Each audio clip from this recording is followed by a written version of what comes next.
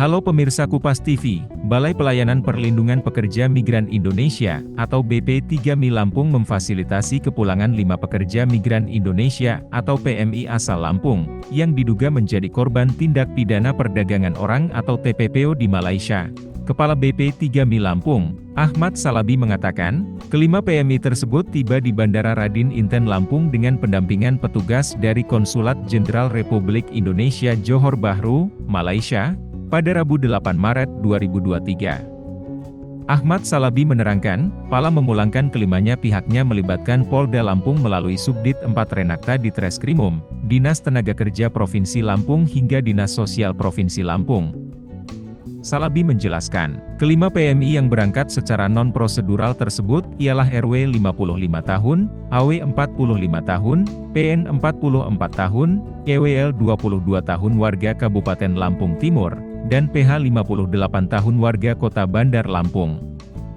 Ahmad Salabi menambahkan, permasalahan ini akan segera ditindaklanjuti sesuai ketentuan yang berlaku. Ia mengaku siap membantu kepolisian dalam upaya penegakan hukum terhadap pelaku penempatan PMI secara non-prosedural. Salabi berpesan kepada seluruh warga Lampung agar berhati-hati dan tidak mudah percaya dengan iming-iming berangkat mudah bekerja ke luar negeri hanya dengan membayarkan sejumlah uang.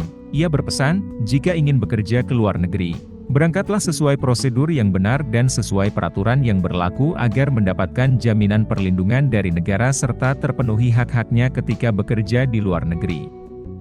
Kepala Dinas Ketenagakerjaan Provinsi Lampung, Agus Nompitu menjelaskan, Lampung menjadi salah satu daerah yang telah menyalurkan banyak pekerja migran untuk bekerja di luar negeri, sehingga diperlukan pengawasan lebih intensif untuk memberi perlindungan kepada PMI. Pengawasan tersebut dilakukan dengan pembentukan Satgas Perlindungan PMI yang melibatkan berbagai organisasi perangkat daerah, BP3MI, dan berbagai pihak terkait. Menurut Agus, perlindungan PMI melalui tim yang telah terbentuk itu selain mencegah adanya PMI ilegal, juga berfungsi mengantisipasi kegiatan perdagangan manusia. Dalam upaya memberi perlindungan kepada PMI, pihaknya akan menjalin kerjasama dengan komunitas ataupun membentuk relawan pencegahan PMI ilegal. Tindak pidana perdagangan orang di kalangan pekerja migran memang tidak dapat diidentifikasi secara langsung, biasanya akan ketahuan setelah ada permasalahan maka baru tercatat dan ditangani lebih lanjut.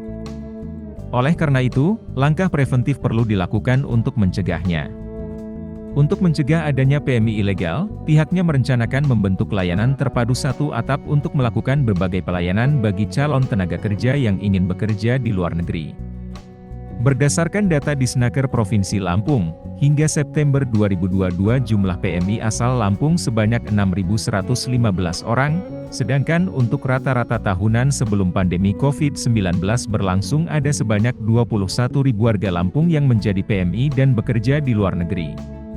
PMI tersebut terbagi menjadi dua yaitu bekerja di sektor informal 2.890 orang dan formal 3.225 orang. Sebagai perbandingan, pada tahun 2021 ada sebanyak 4.187 PMI.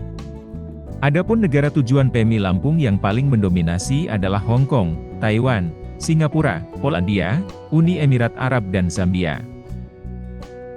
Dari Bandar Lampung, Kupas TV melaporkan.